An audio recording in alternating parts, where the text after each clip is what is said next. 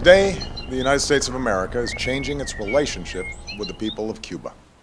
I've instructed Secretary Kerry to immediately begin discussions with Cuba to reestablish diplomatic relations that have been severed since January of 1961. This is the world. Cuba is the worst enemy that the United States have. I rest my case. Cuba is still, by U.S. law, a terrorist country. I don't know why the United States is giving everything and not demanding anything. To those who oppose the steps I'm announcing today, let me say that I respect your passion and share your commitment to liberty and democracy. We're separated by just over 90 miles, but year after year, an ideological and economic barrier hardened between our two countries.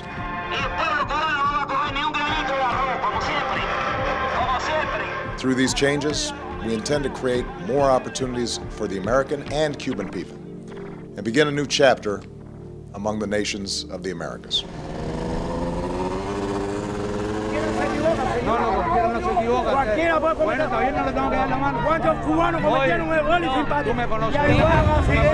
The situation, especially for the much older people, it'll be harder for them to be able to take. Lo pusieron y se fueron echando. Por culpa de ellos, Fidel está en el poder. Por culpa de él. Por culpa de él, no tenemos libertad ni democracia. No estamos jugando de dignidad. There's going to be a lot of economic gain. This country needs all the economic gain we can get, because all we do is send our money out of the country. We don't bring any money in. We are taking steps to increase travel, commerce, and the flow of information to and from Cuba. This is fundamentally about freedom and openness, and also expresses my belief in the power of people-to-people engagement. The Castro brothers won a huge win because now they're going to be getting more money, more financing to consolidate the transition, to consolidate themselves in power. The Castro brothers have not won anything. They've had everything they've ever wanted. We are not hurting the Castro brothers. We're hurting the Cuban people by not having negotiations with Cuba. The Cuban people are not going to see any democracy.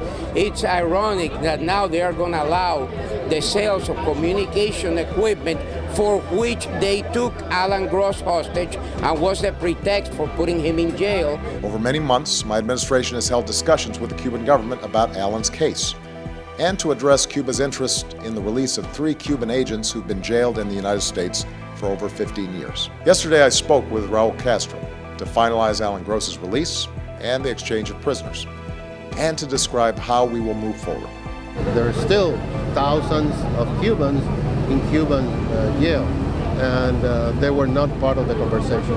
For my eyes, Obama has won, the Cuban people have won, the Cuban-Americans have won. I think this is wonderful. We can travel to Cuba, we won't have restrictions. My fellow Americans, the city of Miami is only 200 miles or so from Havana. Countless thousands of Cubans have come to Miami on planes and makeshift rafts, some with little but the shirt on their back and hope in their hearts. We have so many Cuban people who've come to our country and successfully, built businesses and built up everything. I know that they have family back there. Obviously, if they're sending money over there for their families, they must care about them. Why can't we do the same things that we do with China? They can travel, they have McDonald's, they have American products. Why can't Cuba have the same things? I don't think that this is a step in the right direction. I think that the president could have used these advances to Cuba as a leverage to get something out of Cuba. These 50 years have shown that isolation has not worked. It's time for a new approach.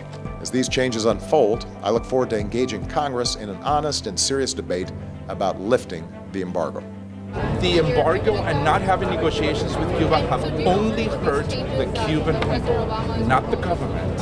So we are very happy that our family and our friends in Cuba will be able to enjoy a better life because they're having relationships with the United States. Every morning I go like this. By the land of the free and the home of the brave, God bless America. If anyone doesn't like it, get the hell out of here. This is me with my 5-year-old grandson because I love this country.